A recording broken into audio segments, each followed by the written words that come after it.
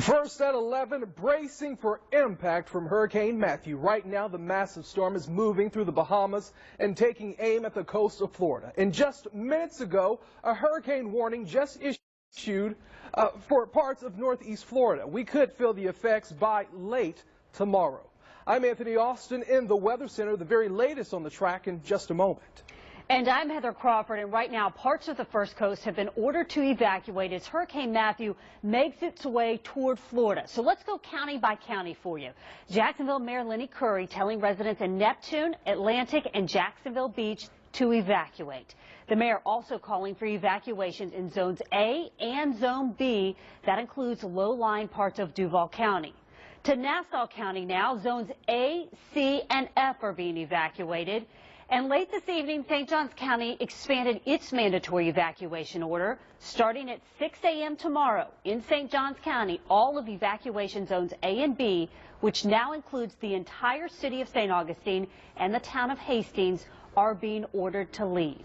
In Clay County, zones A and B are encouraged to leave as well. And if you live in a mobile home in Duval, St. Johns, or Nassau County, you are being urged to evacuate. Anthony?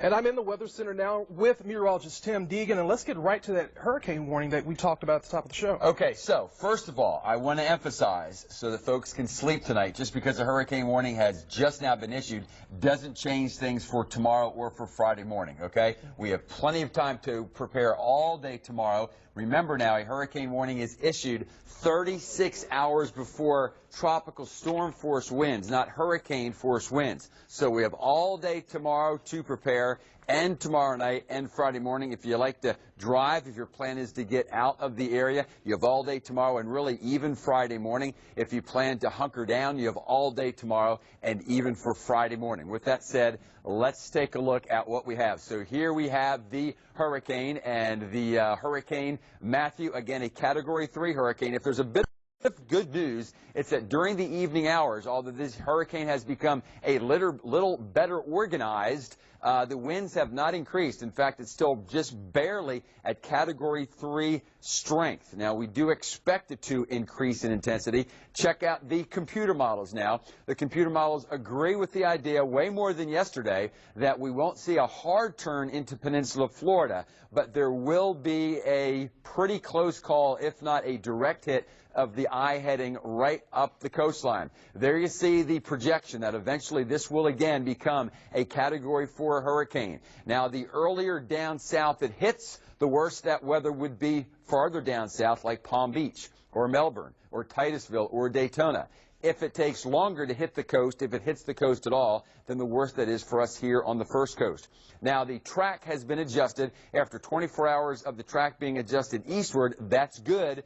The track has been adjusted westward a little bit, and it's now at 81.0. That is just off the coast, folks. For you old-timers, this track is very similar to Hurricane David of 1979, when the eye passed less than 50 miles offshore, and there were 95-mile-per-hour winds. So, what about the idea of the eye coming right over us? Have to increase those chances to at least 30%. And if that happens, we would be looking at winds of 100 miles per hour and a storm surge of 10. I'm not saying we're quite looking for that, but certainly that concern has increased a bit with the nudge of the forecast. We've talked about this over the last several days, that with a hurricane paralleling the coast, just a slight deviation could make a big change in the forecast. And there you see that new computer model.